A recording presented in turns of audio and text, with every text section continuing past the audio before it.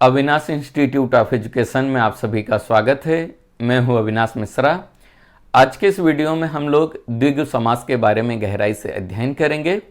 अगर आपने इससे पहले का वीडियो नहीं देखा है तो उसका लिंक आपको नीचे डिस्क्रिप्शन में मिल जाएगा, नहीं तो आप प्लेलिस्ट में जाके समास का सभी वीडियो एक साथ देख सकते हैं। आज के इस वीडियो में मैं आपको ऐसा शानदार ट्रिक बताऊंगा जिससे कि आप देखते ही 1 सेकंड से कम समय में द्विगु समास को पहचान लोगे।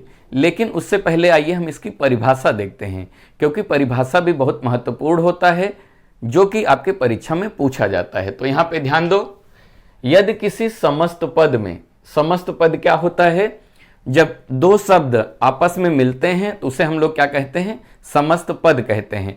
मैंने पहले वीडियो में ये बात बताया है, आप पहला वीडियो जाके देख लो, आपको समस्त पद क्या होता है अच्छे से समझ में आ जाएगा। तो ध्यान दो, यदि किसी समस्त पद में पहला पद जो है संख्यावाचक शब्द हो एवं दूसरा पद जो है संज्ञा शब्द हो तथा समस्त पद जो है वो समूह का बोध करवाए तो उसे हम लोग क्या कहेंगे, उसे हम लोग द्विगु समास कहते हैं।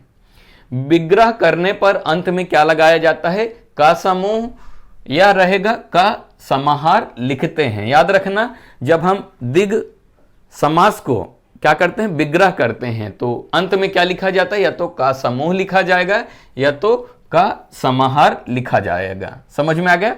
तो यहां पे समस्त पद है, यानी आपको ऐसा शब्द दिया जाता है और आपको पहचानना रहता है कौन सा समास है। और कभी कभी इसका विग्रह करने के लिए बोला जाता है। जब हम विग्रह करते हैं तो अंत में क्या लिखते हैं, का समूह या का समाहार लिखते हैं। समूह का मतलब होता है ग्रुप।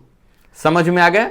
तो अब मैं आपको इसको पहचानने का ट्रिक बताता हूं, आप कैसे पहचानोगे कि ये द्विगु समास है। तो ध्यान दो, यहां पे जैसे आपको ऐसा शब्द दिया जाएगा, इसी शब्द को हम लोग क्या कहते हैं, समस्त पद कहते हैं, जो कि दो शब्दों से मिलकर बना होता है। जैसे यहां पे देख रहे हो नवरत्न, तो आगे ध्यान दो, यहां पे क्या लिखा है, नौ संख्या लिखा है। तो इसका पहचानने का ट्रिक यही है, संख्या। जब भी समस्त पद के आगे आपको कोई भी संख्या दिखाई दे तो समझ जाना कौन सा समास है, द्विगु समास है। जैसे यहां पे लिखा है नवरत्न, तो आगे क्या है, नौ। नौ क्या है, एक संख्या है। तो जैसे ही आपको शब्द में आगे क्या दिखाई दे, कोई संख्या दिखाई दे तो समझ जाना क्या है, द्विगु समास है। यहां पे लिखा है सप्ताह, सप्ताह का मतलब क्या है, 7 लिखा है।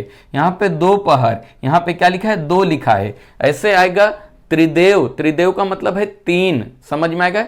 तिरंगा, आगे क्या लिखा है, 3 लिखा है। तो जब समस्त पद में आगे कोई संख्या हो तो समझ जाना कौन सा है, द्विगु समास है। और इसका जब हम विग्रह करते हैं तो ध्यान दो, जैसे लिखा है नवरत्न, तो यहां पे विग्रह करने पे क्या लिखेंगे, नवरत्नों का समूह। लास्ट में क्या लिखते हैं, का समूह या का समाहार। इसका मतलब क्या होता है, इसका मतलब होता है ग्रुप। जैसे नवरत्नों का जो ग्रुप होता है उसे हम लोग क्या बोलते हैं, नवरत्नों का समूह है तो उसको क्या बोलेंगे, नवरत्न बोलेंगे। तो आगे देख रहे हो संख्या लिखा है, यही इसकी पहचानने की ट्रिक है।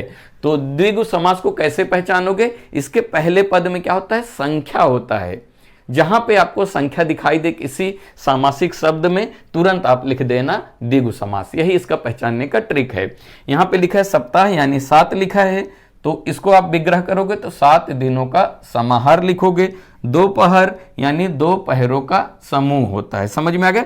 तो जहां पे आपको आगे संख्या दिखाई दे समझ जाना कौन सा समास है, द्विगु समास है। वीडियो कैसा लगा कमेंट करके जरूर बताइएगा। अगर अभी तक इस चैनल को आपने सब्सक्राइब नहीं किया तो कर लीजिए। वीडियो देखने के लिए धन्यवाद।